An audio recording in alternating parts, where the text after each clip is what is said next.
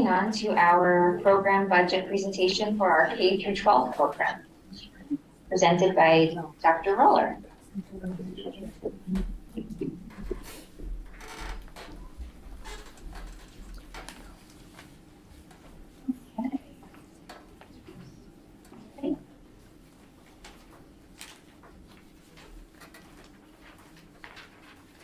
Thank you. Thank you, everybody. It's a pleasure to be here tonight and talk a little bit about curriculum and instruction and HOR, some for this year and some for next. So we always start with the highlights of some of the work at elementary, middle, and high school for this current year. As you can see on the slide, we were delighted to welcome pre-K to our elementary division this year. We continued the bridge classrooms in 2 of the 3 elementary schools. And we also brought science and STEM classes to all 3 elementary buildings. At the middle school, we added STEM and coding to the Unified Arts rotation. And at the high school, under Christy Lupien's leadership, we are bringing in the Seal of Civic Readiness, which is a wonderful diploma endorsement for our children. If you think about the Seal of Biliteracy, which we've experimented with over the years, and I think maybe this is our 5th year, 6th year offering the seal. This is relatively new, but nonetheless just as important, and it focuses our children on getting deeper into what it means to be a purposeful citizen. So Christy and her team in Social Studies Department, and with some guidance from our great friends at BOCES, are taking us on this journey at the high school this year. It is a program intended to expand to middle school, and we will absolutely get to that as we continue on. Next year, some thoughts already in the making. At the elementary level, we are hoping to conduct an ELA pilot with all of our teachers, K through 5. We have our grade level leaders right now seeking out partners that we will likely look at 3 programs. We will be meeting hopefully with publishers on March 20th, and they will make their pitch about 3 programs that the elementary teachers have asked to learn more about. Once we get that rolling, that will be a pilot that takes place beginning in September. There may or may not be some meetings that we need to have happening over the summer, but we absolutely will start full swing in September, hopefully with a recommendation to the superintendent and the Board of Ed probably around this time next year.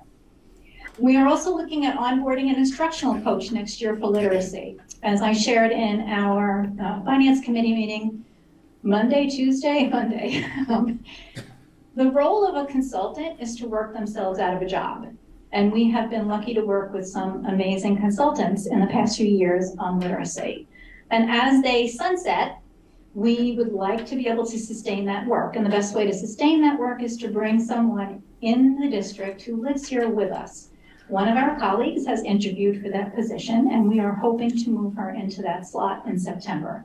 Her role will be to work with all of our elementary teachers, whether we stay with the current program or we purchase something new, to be their guide on the side, to do some modeling for them, to have conversations about data, etc. So we're excited about that opportunity. We have a new opportunity this year because we learned recently under Governor Hochul's budget that there is a significant contribution to school districts to begin something called high-impact tutoring. There's a lot of research on high-impact tutoring right now, being experimented with all across the country, mostly as a result of the learning losses from COVID. So we will engage. We are waiting the state doesn't give you money without strings attached. So we're waiting to learn what the strings attached might be. Nonetheless, I look forward to getting the elementary principals and the Blue Mountain principal together to figure out how, this is a K-8 initiative, how to get this started in our schools, who are the local talent that we can tap, and or do we need to look outside for some support? So that will be an interesting conversation for all of us. At the high school level, we're looking at providing some additional support for our freshmen transferring over from Blue Mountain in their 9th grade experience, most particularly in the area of ELA. We already have some supports around math, but we can always talk about that as well. We are also, someone said this earlier, I'm going to forget who it was, I think it was Dr. Lauro, looking at more dual enrollment opportunities for our students. So I've been talking to 2 departments about what that might look like. So that's what's on the horizon. And now look at the funding sources. Wow, that's far away. Okay. The funding sources for curriculum instruction are twofold. They are very based in the consolidated application grants, the title grants, and then, of course, the general budget. So we'll look at the funding sources from the grants first. There are 4 title grants that we draw funding for. The first one is Title I, probably the most popular of the grants in terms of what people know.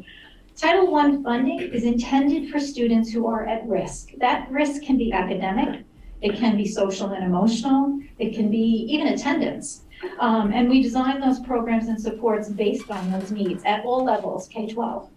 So you can see that the funding fluctuates. That's the problem with grants. It's nice to have the money, but you really don't know exactly what you're getting. We usually learn our allocations around the end of the school year, and we just, believe it or not, a week ago, I think, got our final allocation. So they give you the projected, and then they tidy it up. Sometimes that tidying is disappointing. I think in some cases here, we received a minimal, like seriously a $25 increase in some funds. I don't know what you do with that at this level, but nonetheless, it's there.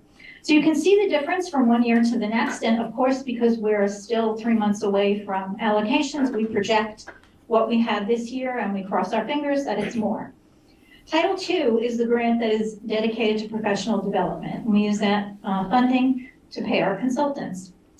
Title III is ESL second language learners. There's also tied to Title III immigrant funding. So you'll see in the 21-22 school year, there was a considerable amount of money coming our way. And that's because we had COVID immigrant funding rollover carried forward. Usually what we see in Title III in the footnote at the bottom, which is really tiny if you're sitting in the audience, tells you that without immigrant funding in 21-22, our allocation would have been 12,626. So fairly steady. And we use that for consultant services, we use it for translation services, we use it for after school at the middle school and high school. Thankfully to the library, they take our little guys, K-5, so we don't have to do anything in district there. Title IV is Tech Health Extended Learning. It's kind of a catch-all grant. And again, a fairly steady amount of money. We usually use that for some of our software that differentiates learning. We use Zern in math, IXL at the secondary level. Sometimes we used it to pay for some of the tech support. So it depends. Benita and I usually sit together and look at how we want to spend Title IV money. New York State textbook funding. This is a per pupil funding from the state. And you can see that it fluctuates. It fluctuates with enrollment. This year's look back was 21-22 enrollment.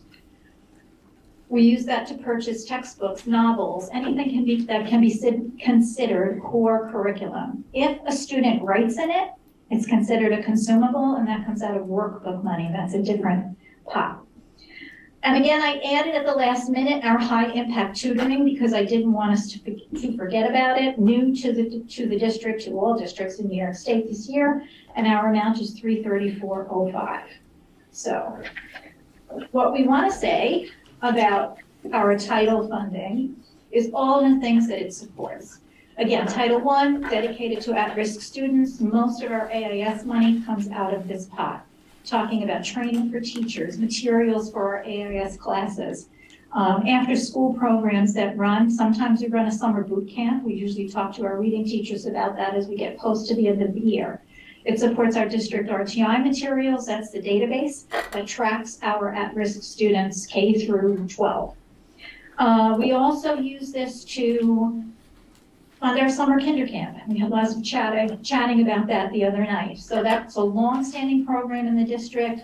We look at our screening in kindergarten and we determine who we will invite to that program. It runs for 3 weeks in August, pretty close to the opening of school. It's intended to get our kids ready to be kindergartners. Title II, again, I said professional development. Title III, E&L support. Title IV, we've got some Chromebooks, tech coaches, etc., and state textbook curriculum materials. The local budget funds as follows. So I oversee funds that support our curriculum writing, our summer work with teachers. Often we are revising maps or on occasion writing a new curriculum for a course offering that we're trying to bring in. Sometimes we're working with our consultants to enhance something for the coming year.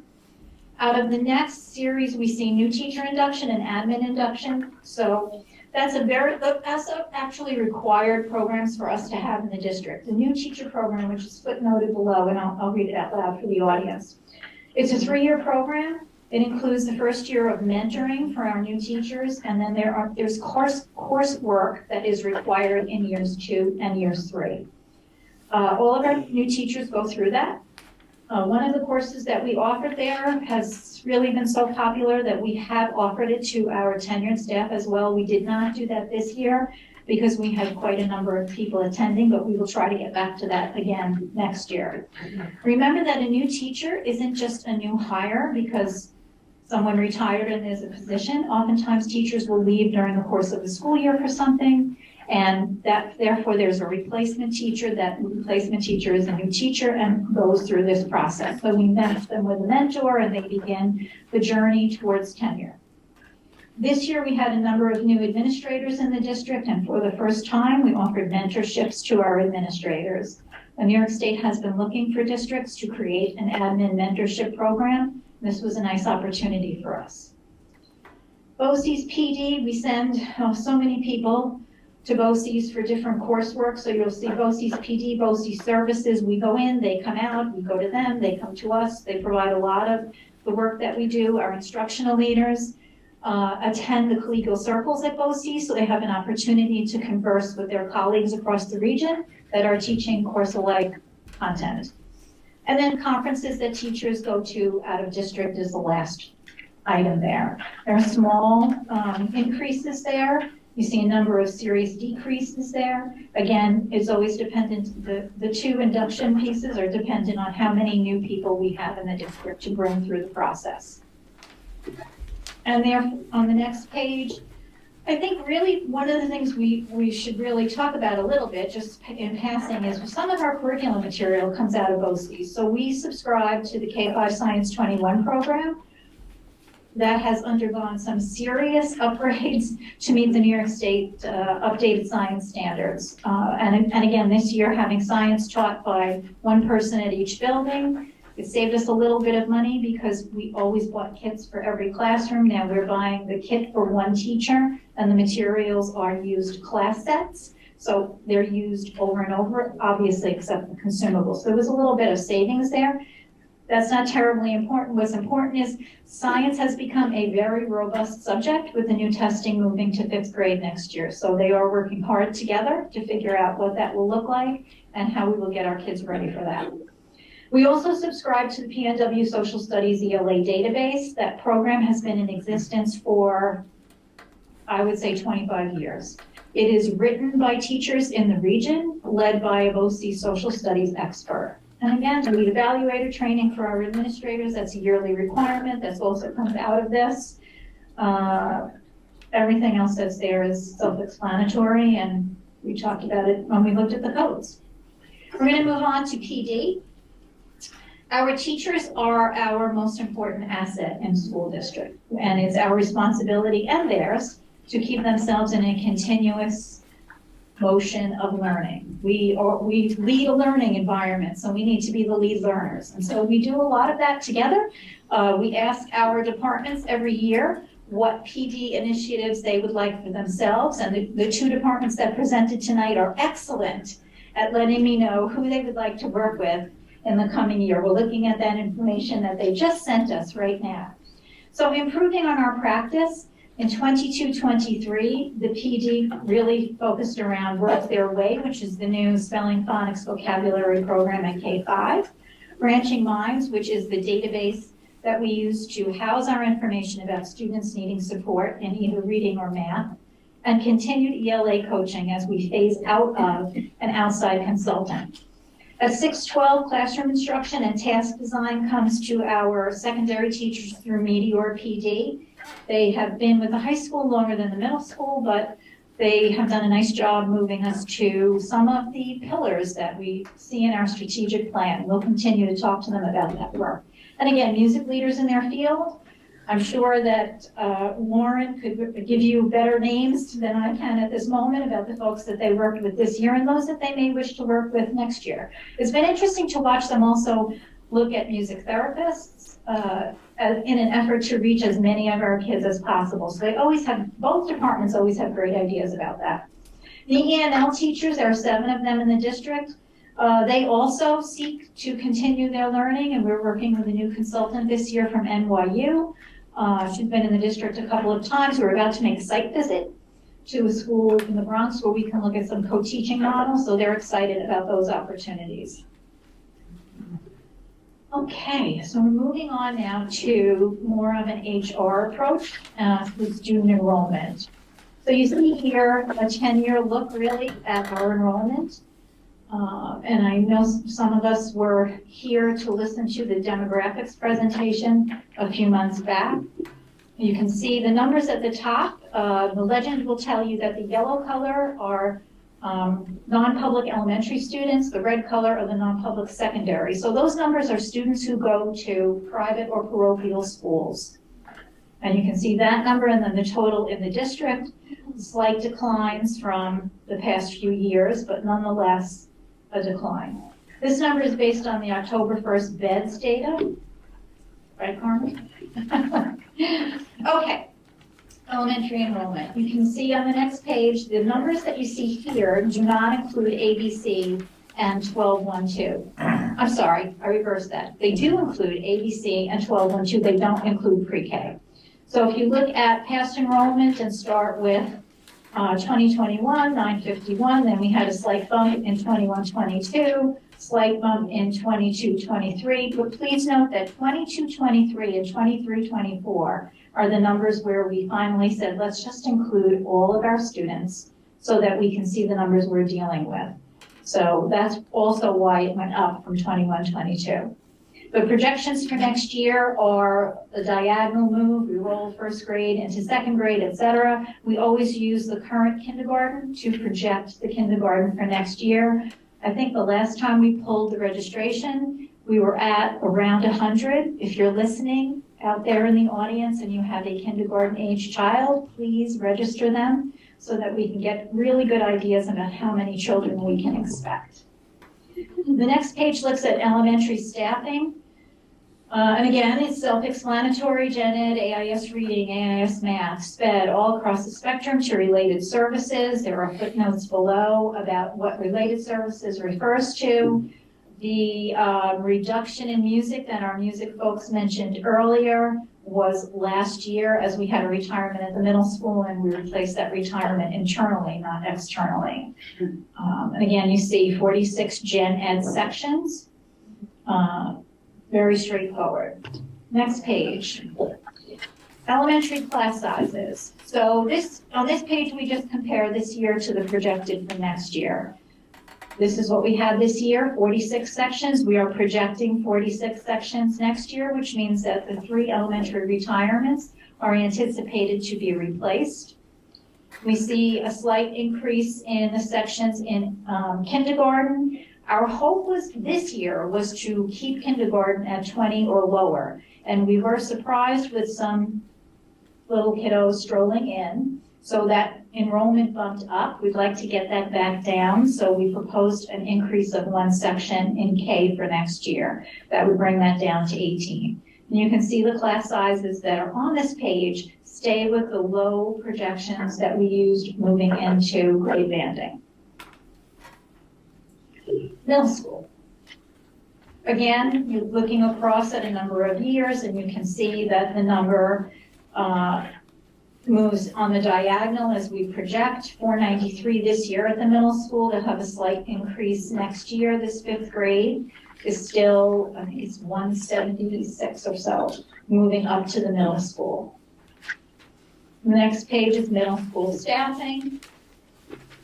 Again, the same layout as elementary. You can see all of the different specialties across left to right, classroom teachers, reading, special ed. Some of our special ed teachers do teach reading as well.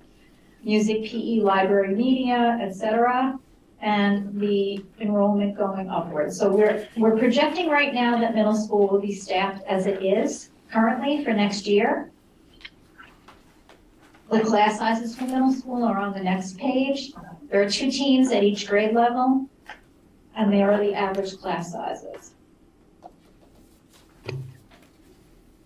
High school, again, the same chart that we used for middle and elementary that compares the past years and makes a projection. So you can see that this year they had 718 students, and we project a slight decrease next year down to 710. On the last page there shows the high school staffing. Again, we roll the staff forward at this moment in time. That is the expectation, that we have the same amount of staffing, and we'll see if there's anything that has to be done. We know we have a middle school retirement this year in the Unified Arts, and I actually talked to the middle school principal today. I know there's a large conversation about the Unified Arts rotation at the middle school. We've suffered a few retirements in the past few years that have kind of like made us keep rotating what we're thinking there. So I believe that they have some ideas about how to look at Rob Mulfetta's replacement, or who will teach the gateway piece for us, etc. So the last page of this is just average class size for the high school. And the overall average class size at the high school in 22-23 was 15 students. That does not include, this includes all courses and all sections except study hall and learning centers. And there you can see, based on the content area, what those average class sizes look like. On the last final page, under retirements expected, again, we have BMMS, the 7-12 tech teacher is leaving us, sadly. And in K-5, we're losing 3 treasured elementary teachers. Okay. Questions? Yes, Mr. Barrett. Ready? Or you want to go first? Yeah, I just have a question. So, I mean, it said in the title that we were going to be presented with a budget, and I don't see any budget information here. Well, you see the budget that I oversee, which is whatever page. I saw funding sources, but I didn't see any expenditures. Am I missing that? I didn't give you line item expenditures, and we talked about this in finance that day night. Finance. That's okay, so I'll explain what we said, no secrets. This is the presentation that I inherited 8 years ago, and for 8 years I've been making the same template presentation. We have a new board with really great questions for us, so we will absolutely change the presentation for you next year so that you will see more of, I believe, what you're looking for. We also talked about the recommendation that it might be a good idea to have the elementary and middle and high school principal present their budgets as well, so you can see the granular level. You know, what am I spending on supplies and materials at the middle school? How much am I putting towards the math program at the high school, that kind of thing. So totally understand what you're saying. This is just what we've always done, and I apologize to say that that's my least favorite expression, is this is the way we've always done it, but that's the way we've always done it. Oh, okay. I think we've had this discussion before, but yes, as long as it's changing in the future. Yep. Thank you. Anything else? You can go around. Jen, Erica, you go first. I have a couple questions. Sure. We're just talking about high school average class sizes. You mentioned that learning centers are not, and study halls are not in here. So those are considered like, just do it, because I don't know anything. Act like I don't know anything, because I don't. A study hall is a fifth assignment for a teacher. A learning center is a fifth assignment for a teacher. So is that how that works? They teach 5 periods. So does the study hall and learning centers count those 5? I believe it sits outside of that. The learning center sits outside of that as well? Thank you, it's a duty. It's a duty. The learning center is also a duty? No. No, study hall is a duty. Study hall is a duty. Learning center. Whole duty's a duty. All duties a duty. And then the learning centers are their fifth. Now, It's part of their teaching assignment. okay, my next question is that for all 4 of our core subjects or just math and English? That's a good question. Do we have learning centers? I think we do have learning centers for social studies and science. Do we have numbers of children that? They vary, so it depends. And if you look at the schedule, you'll see some that have very few, 2 kids, 6 kids. And I would imagine that they can change over the course of a semester because I might suddenly need help in something and then I would have a learning center that I could make use of. Who recommends them for the learning center? Like, what's the process for that? Is it something that the teacher says, we're having a problem here? I would hope it would go through RTI. It would go through RTI, okay. Yeah. And then the guidance department would Do you help? want to say something? Yeah. So that typically comes through guidance, it comes through MTSS, but it also comes from the classroom teachers that have the students. So if a student's struggling, they may say, let's add them to this. That might be an intervention that they're using at the secondary level. So some students just like that period instead of having the academic advantage.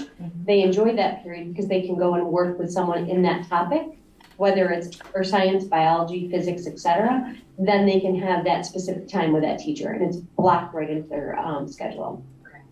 What And it's is rotating RTI? like, I'm sorry. What's RTI? Response to intervention. Response to Thank you. intervention. Yeah, so it's, it could rotate each quarter too. So if I'm taking a semester, half semester class, and all of a sudden I have extra time, they might be giving me some learning centers, right? If I'm taking a full year class and I'm just not doing well, I may stay in that the whole year.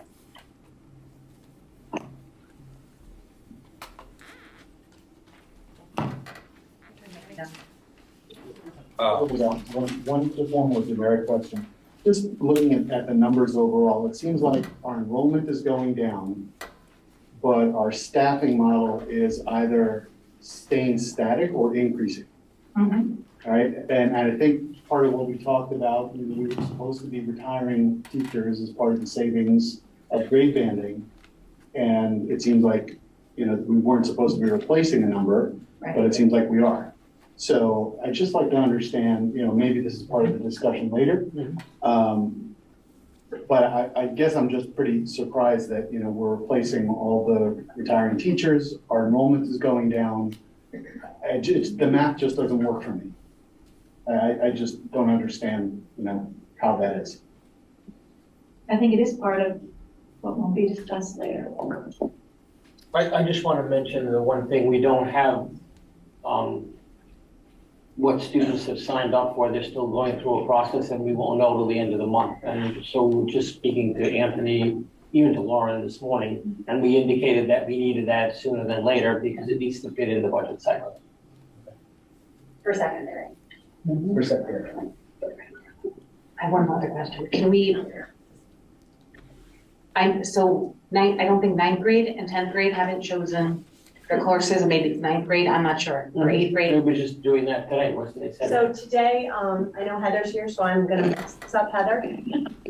I know sophomores were this week. We still have to do the current 9th grade.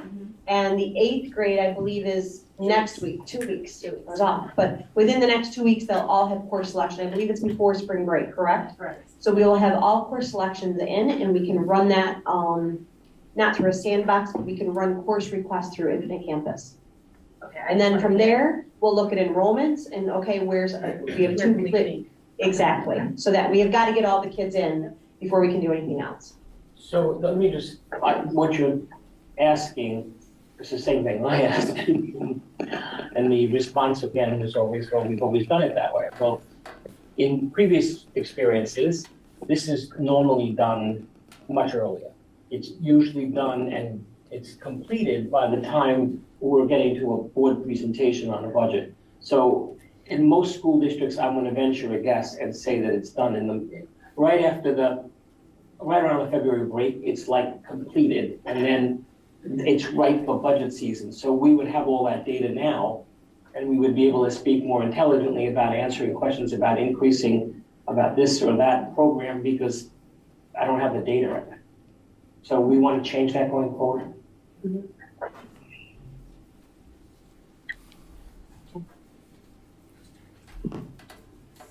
slide 11.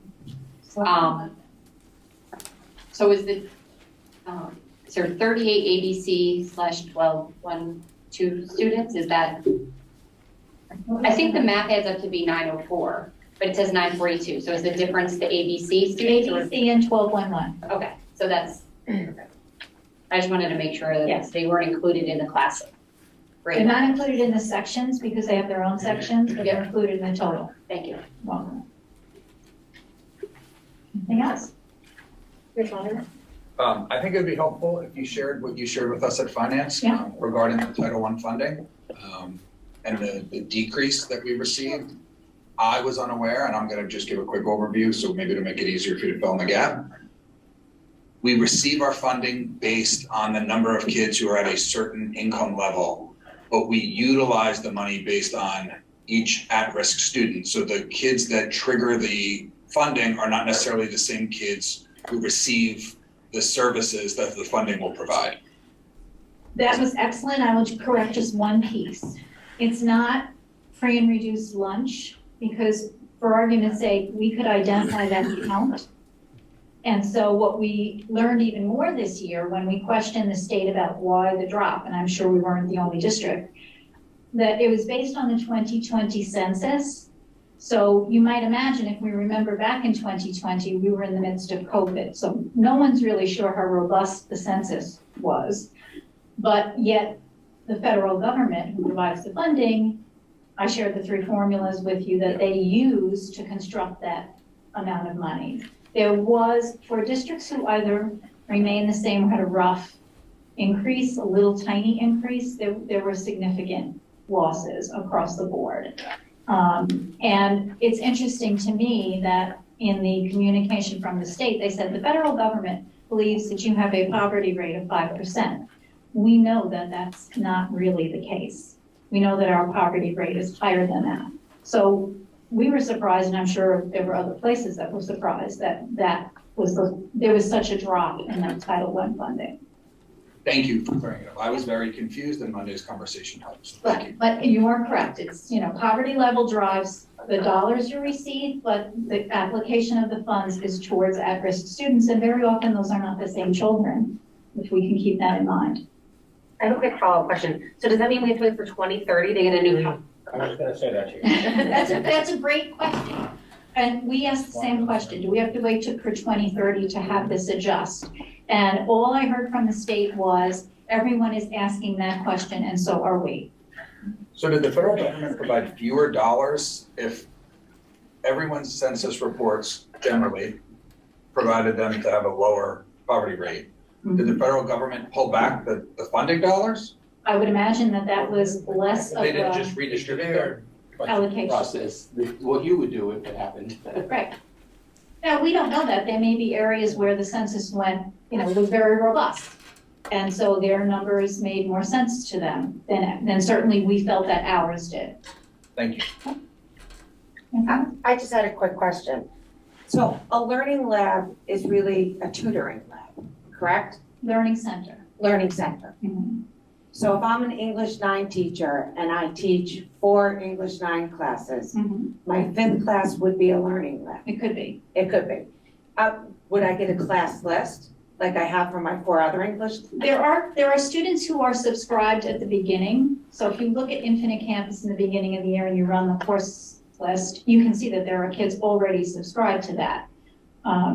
So Are I those made. kids graded? Do they receive a grade? And if they don't go to the learning lab, they have to get a cut slip? Or how does that work? I'm gonna jump in again. So what that means is they're in there for extra support, or again, if they have some extra time and that's a good place for them to be, we'll enroll them there. So they're enrolled based on maybe something that happened in the year before. Maybe they didn't come to summer school, we're trying to get some extra beefing up. There are no grades, it's just like an AIS period. Right. It's time for them to get extra face-to-face with that classroom teacher in that content area. What if I don't want to go? Then there's a problem because you need to go. So there's all kinds of, Is there a consequence if I'm not there? I can't speak to that because I'm not the high school administration, but I will tell you there are cuts. They do talk to them because I have conversations with not only the school counselors, but the AP saying this kid needs to be there. right? And it's also part of the MTSS process, RTI process, to get them into these classes to help prevent any kind of regression, any kind of larger gap, creating a larger gap and or referral to special education. Is that the only thing that we have? I'm not a high school No, parent. that's fine. So is that the only thing that we have to support them? No, there's also what we have is peer tutoring. So in the high school, Mr. Fredman also has a peer leadership group. So those kids have to interview to be part of the peer tutor, to be part of the peer leadership. So they work with all types of students on social emotional, on social interaction in the lunchroom, in other classrooms. They also do some tutoring, and I also know there's other peer tutoring offered throughout the school day, as well as I believe teachers stay after school and do some extra help too. So there's lots of supports in the school. It's what the student is willing to take part in, right? Thank you. Yep. On slide 3, you talked about the ELA pilot. Is that replacing part of the current curriculum, or what are you piloting there? It would be, Okay. potentially, Which part is it replacing? the reading and the writing. Okay, the whole. It may replace, we have yet to discuss this. Okay. What the teachers are looking for is the opportunity to have all of their literacy block pieces in one program. So right now they have readers workshop, writers workshop, and they have what we call the word study time, which if you think words their way is the word study piece. So they're going from the reading map and the writing map to the words their way material. And I believe what they're looking for is the opportunity to have that all embedded in one program, including their small group work. Because we just piloted and then introduced words their way, so are we looking to get rid of that already? It's possible to purchase a program where the word study piece is not part of the program that you're purchasing. It's just reading and writing, whole and small group work. So that's the purpose of having the publishers come, hopefully on the 20th, and then having the teaching staff make a decision about what we actually want to pilot, and then make recommendations next year. Was this I thought when we spoke at finance, this was at specific grade levels. It wasn't necessarily K through 5. No, it's K-5. K5? Yes. Okay. But it was K2 or 1-2 or something. K-5. I'm always hesitant. We have a lot of change going on in our district right now. So to me, this seems like, do we really need another change? But I guess if it's being teacher driven, Yeah. let's investigate it and see where it goes. Yeah. So that was one question. The second one is the high impact tutoring. When will you find out whether we get that money?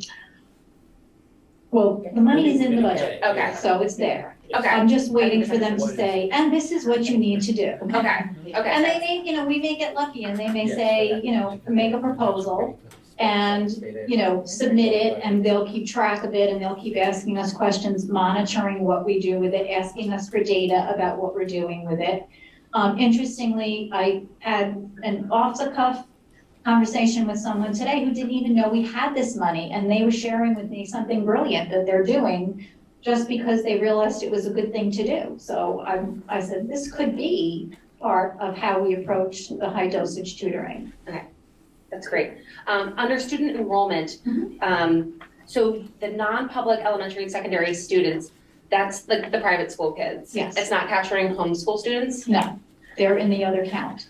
And I mentioned this at finance, so I'll share it with everyone. So at the elementary level, the school most of our students attend that go outside the district is St. Augustine's. And at the secondary level, we have 2 recipients, it's Fordham Prep and JFK. I think I had one more. Oh, so I remember this conversation a year ago that we thought we were gonna have like 125 incoming kindergartners this fall. We had 144. Yes. So that was significantly more. Did we have to expand and hire a new teacher in between when we approved the budget and when we started in September? No, we didn't, and we ended up with a higher class size than we were hoping for. Which is why you're asking for it now. Yes. Okay, so right now we're anticipating 144 kids again next year. We usually use the prior year as a gauge, and you will hear me at every meeting we have from now until June. Please, please, please, if you have a 5-year-old, bring them and get them registered in the district, because for some reason, kindergarten is the grade that you suffer with the guessing game the most, and kids will start to filter in all through September. So it's really important that we are able to get that count so that we can be best prepared if we need another teacher or if we don't. If we get surprised either way, it's disruptive. Okay, but you're asking for an additional section of kindergarten next year based Right. on these, okay. Right. So it's not an additional, it's an additional K section, Right, that's what. but it's not an additional section above the 46 that we've Correct, had yes, this sorry. year. Yes, I That's okay. understand, thank you, that's all I have. I have one more thing, two. Can you, because I think we all have a lot of questions on the learning centers and how they work. Can you get us some metrics about how, what qualifies them to get in and the process so we can all understand how that works? And maybe, I think that's something we need to, I think we all kind of have questions there, so I think we need more information, and I don't think we need to get into it specifically. Okay. And then second thing is, because I think a lot of people are wondering, can you just give a definition of what high impact learning is, and if, just so people understand. And then, is that, in that money that we're getting, is that for staffing of that program, or we can utilize it internally? You know that yet? That's what I'm waiting for, to Okay, see so- if there will be any like mandated uses or et Understood. cetera. But in the meantime, we still have to talk about it. So what they mean by high dosage tutoring is that it's one teacher with 3 or fewer students. That's how they're gauging it. But again, like I said, there's usually strings attached, so we're waiting to see, is there anything we need to be doing or need to be considering before we go out and build a program? And it was during the school day. During the school day, thank you for saying that. During the school day, this is not for after school. Correct.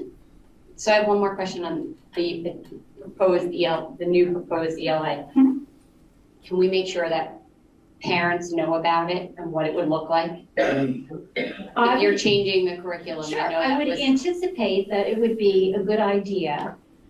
But let's say we go forward with the pilot and we start up in September and now we have 3 teachers on each grade Yeah. that are piloting 3 separate programs, and I would not recommend more than 3. It may end up being 2.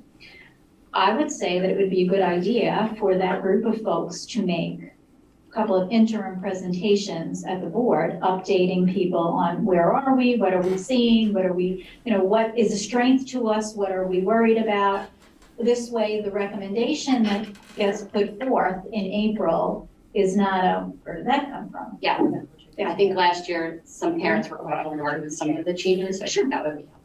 Thank you. Margaret, is that K-12 program? K-5. K-5 for the impact?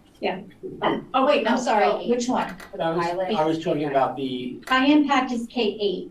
K-8. The funding is intended to be directed K-8.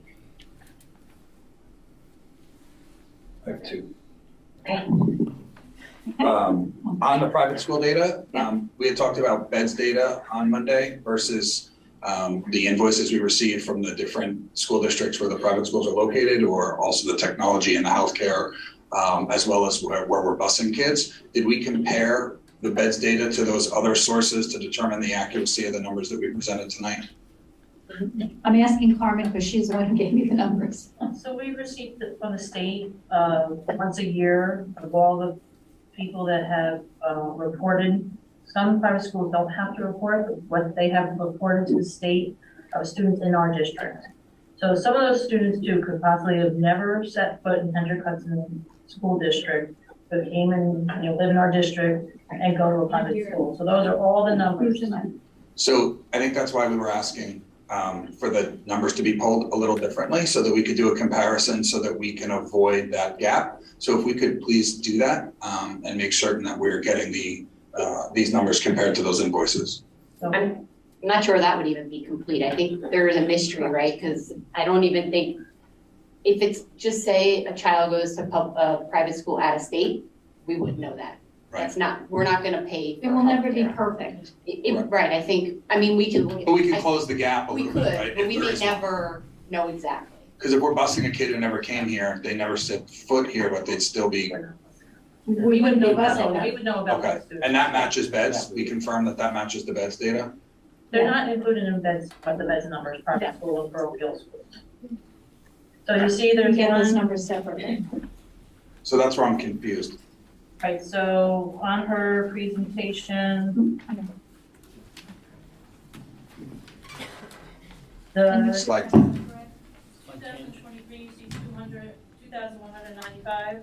Yes, Those are all students in our district, including general ed, special ed, non-district students that set foot into the Hudson School District.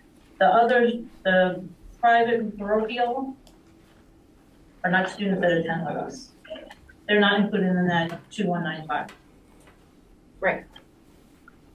They're extra, it's Right. beyond that number.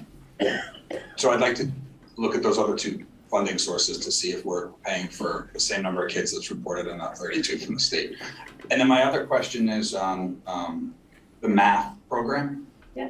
In the beginning of the year, we talked about the Eureka Squared and Yeah. with the piloting, and I thought maybe you said there were some people looking into a possible different math program. Is that still occurring, or are we No, we're now staying comfortable with- where we are and everything? I believe, yes. I'm not gonna say that everyone, because there are always teachers that feel differently one way or another, but the majority viewpoint is that we are staying with Eureka Math, that the PD has helped, and we can always get PD again, as we continue on. It's not a one-shot thing. And so we'll be moving forward with Eureka Squared, and we're moving that actually into our model schools budget, so we will save some money there. Thank you. Any good? I no longer have questions. Everybody okay? Great. Thank you, Margaret. Thank you.